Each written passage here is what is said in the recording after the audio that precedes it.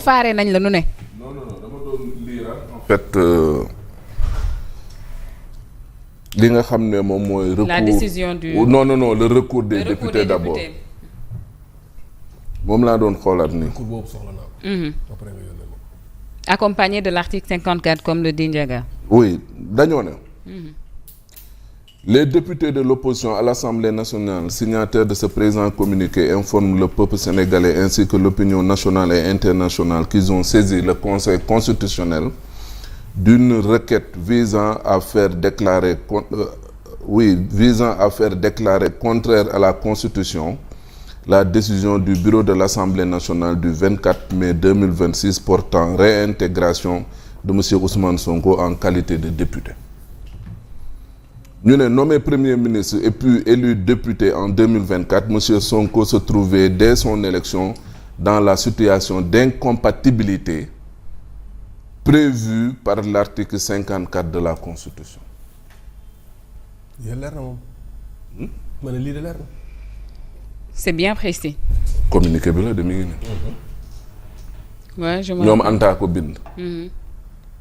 Les députés signataires Daouda Dia Aïssata Ousmane Diallo Amadou Diallo ainsi de suite ba ñoom Anta Babacar Ngom. Le conseil constitutionnel lan la wax. il est incompétent. Se déclare incompétent. Se déclare. Incompétent xaaral. Alors. décide. Ouais. article premier le conseil constitutionnel boo rombee considérant il y a 10 considérants ah. waaw. mu ne le conseil constitutionnel est incompétent pour connaître de la décision attaquée. La présente décision sera publiée au journal officiel de la République partout où besoin sera. lii de la wax. article 54 constitution bi lu mu wax moom mooy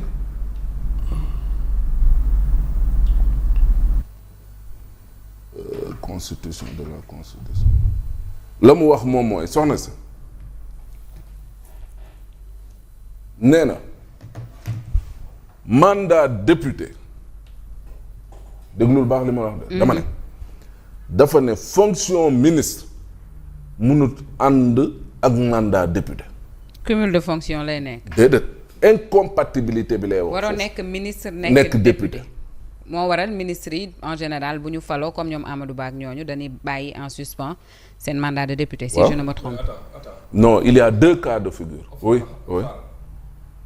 moi j'ai un problème parce que le conseil constitutionnel daf ne gars yi article 92 de la constitution la ñu visé seen considérant 3. waaw.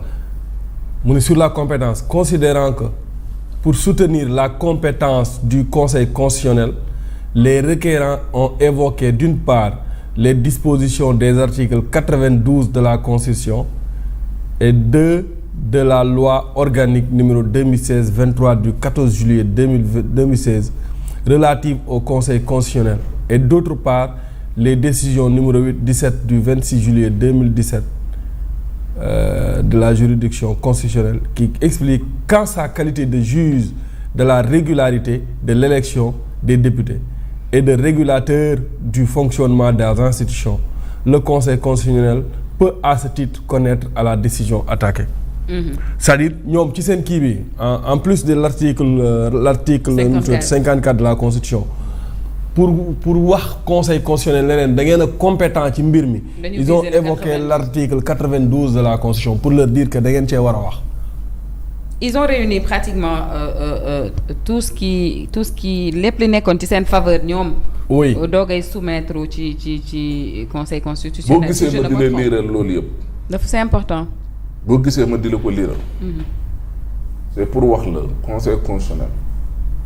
li ñu ne ils sont incompétents ci mbir mi ça pose problème parce que ñoom mënuñu ne ñoom ñooy contrôler légalité loi yi ba xam conforme na ak constitution bi ou pas ñu ne leen kat ñun de dañoo am benn problème daa am benn waay joo xamante ne nii sa waay dafa nekk premier ministre ñu fal ko député mu dem assemblée nationale te ñëpp xam nañ ne boo nekkee premier ministre wala nga nekk ministre ba pare doo ko doon député foofu wax ji dafa leer nañ xam nga moom mooy lan da ngay choisir entre nga nekk député wala nga nekk ministre. jox la délai 8 jours boo ko defut l'Assemblée nationale va constater que tu as préféré rester ca poste ministre que ñëw Assemblée nationale et de facto foofu noonu mënatoo delloo si Assemblée nationale parce que on aura considéré que tu as déjà fait ton choix. loolu moom mooy wax léegi nag sans problème moom mooy conseil constitutionnel ñoom lañ leen laaj ci article 54 bi lijjanti wuñ ko waxuñu ko saa waay àdduwuñ ci lan nañ wax ay acte administratif nañ ñu fi génnal. li ci xew moom mooy daanaka day mel nii ma ne la Nafi sama bopp bi de day metti nga ne ma non sa tànk yi de ñoom ñoo am problème man kay yow bopp bi metti laa la waxuma la man samay tànk day metti boo ma war a jox bu fekkee ne ci bopp ba nga war a fajoo ko nga dem faji tànk est-ce que bopp ba dina wér. kon donc c'est pour dire que li nga xam ne moom moo ci xew moom mooy cette décision d'incompétence et boo xoolee conseil constitutionnel tamit soo na si heure bu ñu leen laajee incompétent mais loolu moom mooy lan. mais on ne comprend pas. yéen bu dee mbirum élection ngeen àddu bu weesoo élection croiser la ngeen les bras mais kon mieux vaut ñu leen di jox ay mais bien sûr bu élection jotee ñu woo leen. ñuy réguler élection. oui.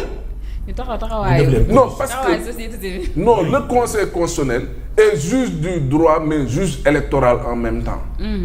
dama ne bu fekkee ne incompétence gii nii nañ ko nar a jàppee saa waay mënuñu ñu wax ñun. ba xam nit war na mën a nekk député ministre nekk député ñoom mun ñu ci àdd non mieux vaut dissoudre le conseil constitutionnel benn ñaareel ba bu ñuy taxawat nañ leen def comme ni ñuy def les conseillers municipaux. session nañ leen woo bu ñu paree ñun ndàmp leen ku nekk dem liggéey nekk leneen mais c'est mieux. Ouais. Mais parce que heure boo leen laajee au-delà des élections ñu ne la incompétent mais loolu moom mooy lan or des députés parlementaires représentants du peuple. viser article bu leer nañ ci constitution bi jox leen ko laaj leen. mais bi ñu viser est-ce que ça ne fait pas défaut aussi parce que bu dee dañu viser le 92 aussi parle des dama ne la communiqué bi nga xam ne ñii dañoo bañ bare laaluñu le règlement intérieur parce que li ñu doon bañ mooy lii ñu ne leen kat ñun duñu addu ci règlement intérieur. laaluñu la loi électorale ñoom dañoo viser directement la constitution. Oui. mais kenn xamul conseil constitutionnel lan la tontu ba bàyyi. ci ñoo xam ne lañ leen laaj ci constitution bi la nekk article 54 la est-ce que nit war na mën a nekk député ministre nekk député perte postam ñëwaat di nekkaat pour député loolu laaj boobu képp la loolu nañ leen laaj kon buñ nee ils sont incompétents saa waay kon dama ne le conseil constitutionnel n'a plus sa raison d'être parce que bu fekkee ñun dañuy jaaxle dem ci ñoom. ñu ne ñu maa leen gën a jaaxle ndam demul ndam dikkuloo ay damay tëddee njaaxaan naay mais quand même pour un précédent aussi dangereux pour ce pays ñu naan ñu ay incompétent dem leen ay cour suprême ak dem leen feneen ak feneen saa waay loolu taxut ñu naan conseil constitutionnel. Que ça soit très clair li ci am nag moom mooy man loolu laa gëm mooy ce conseil vraiment et li ci gën a garaaw xam nga moom mooy lan. comment se fait-il que ay nit. L'homme est faillible soxna si. L'homme est faillible ñu ne composition 5 6 7 sages d'accord ba léegi rek dañoo bëgg pour décision yi gën a baax gën a dëgër am ndëgër laay mais bu fekkee ne soxna si dañu naan même nos erreurs s'imposent à vous ça pose problème mais 7 nit bu ñu defee erreur fan la ñu jëm kon. ci ñu war a arbitrer nekk dernier rempart ñëpp yaakaar ci ñoom.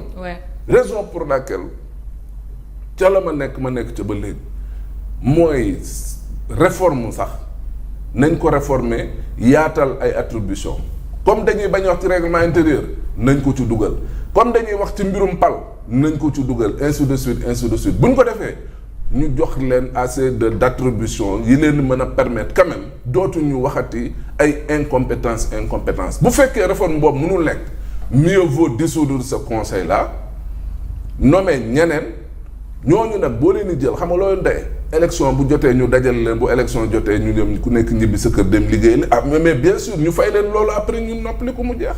Donc c'est pour dire que véritablement il faudrait que le Conseil constitutionnel puisse servir à quelque chose. Je ne dis pas que li ñu def li war a ñu ko def nangam ak nangam mais dañuy bëgg bu ñu réeree ñun. mais ñu mën di dindi soxna si et je pense que loolu mooy solo su Conseil constitutionnel et c'est vraiment dommage maintenant li ñuy wax moom mooy xamuñu fu ñuy féete. bu fekkee dafa incompétent cela ne veut pas dire que Ousmane est légal aussi attention Conseil constitutionnel waxul benn yoon ne Ousmane légal na wala légal moom nee na daal ca lañ ko laaj moom da cee croiser les bras